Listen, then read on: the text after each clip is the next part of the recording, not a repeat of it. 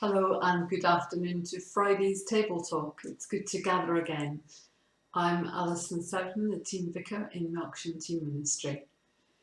And here we are again.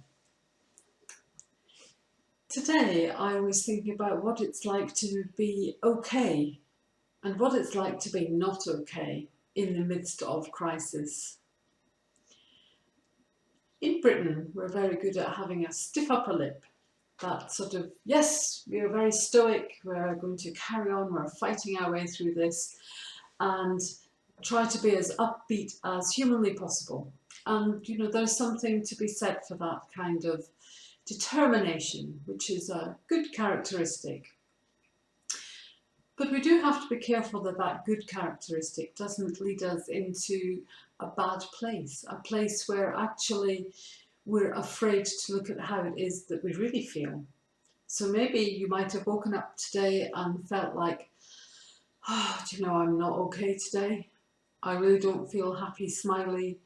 I can't go out and take the world on. And that's okay too. For all of us, we go through different aspects of this journey at different times. It's a bit of a roller coaster ride, isn't it? Some days we feel upbeat and we can potter about, be positive, do all sorts of little things and think, yes, that's a good day, a lot achieved.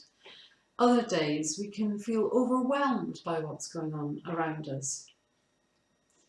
There is something about being able to appreciate the bad moments as well as the good moments that's actually quite important. I've had a bit of a week of it this week as well. I was diagnosed as being type 2 diabetic, and that was a real shock for my system, I have to say. I was feeling, like I wanted to crawl back into my bed and stay there. Didn't want to face the world, didn't want to think about what that meant for me, how I was going to have to change, cope, think about things differently. That was on Monday. And today is Friday, and I've journeyed quite a way during this week. I was really struggling initially with just a sense of being overwhelmed. And I woke up today and thought, today is just another day, and another day where I adapt, where I change, where I find what I need to do to make things better for me, both physically and emotionally. And we're not the only ones to struggle in that way. There are stories in the Bible throughout of people who have struggled. As I was thinking about what it feels like to not be feeling okay, yesterday I was thinking about the story in 1 Kings of Elijah.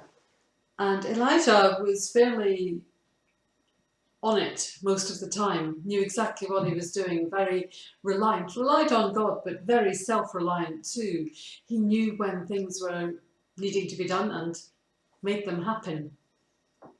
And then we get to a point in the story of Elijah where he has to run away from Queen Jezebel, and he is found in the desert and he is struggling. Really struggling, feeling like he has nothing and nothing's making any sense to him. Why this? Why me? And he has a conversation with God, and he tells God of all the good things he's been doing and then the frustrations of being where he is. And God says, "Go out and stand on the mountain." The Lord replied, "I want you to see when I pass by." And all at once a strong wind shook the mountain and shattered the rocks, but the Lord was not in the wind. Next there was an earthquake, but the Lord was not in the earthquake. Then there was a fire, but the Lord was not in the fire. Finally there was a gentle breeze, and when Elijah heard it, he covered his face with his coat. He went out and stood at the entrance of the cave. The Lord asked Elijah, "Why are you here?" Elijah answered, "Lord God, all-powerful, I've always done my best to obey you. But your people have broken their solemn promise to you. They have torn down your altars and killed your prophets, except for me, and now they are even trying to kill me." The Lord said, "Elijah, you can go back to the desert near Damascus, and when you are there, appoint Hazael, king of Syria. Then appoint Jehu, son of Nishma, to be king of Israel, and Elisha, son of Shaphat, to take your place as my prophet.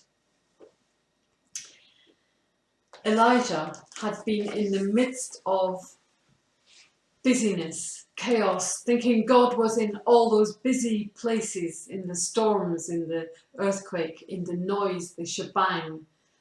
And as God passes, it's in the gentleness and the quietness as Elijah is in the cave. So this week, when I've been in my cave, I've been lucky and felt really blessed, if you like, by the quiet, still voice of God being there in the quietness, in the doubt, in the fear, there, saying it's okay, offering solutions, and then almost saying it's okay now. You can begin to do things differently. You can go out and you can change. Elijah went out and found Elisha, who was going to follow him in the work of his prophecy. I don't know about what God has planned for me in my new situation. It's just carry on serving and being there and recognizing when it's okay not to be okay and to sit in the stillness with God. So if you're feeling this week like it's been a great week, then fantastic. If you're feeling like it's been a struggle, then that's okay too. And that no matter where we are and how we feel, I would encourage you to know the presence of God is with you in that wee still voice of the quietness of night, in your cave, in your moments of doubt. We are never alone. So as we continue to experience life in lockdown and we continue to pray for all those who are affected by COVID, struggling with the impact of loss or struggling with the fight against the disease itself, then I pray that we will know in all of those moments we are not alone. So do keep in mind that it's okay to be okay, it's okay to be not okay, and that whichever one you are, God is with you and with all of us. Take care. If you feel like you want to chat, do please ring. Read the notices on the screens and see who you can help this week. Take care. God bless. Bye for now.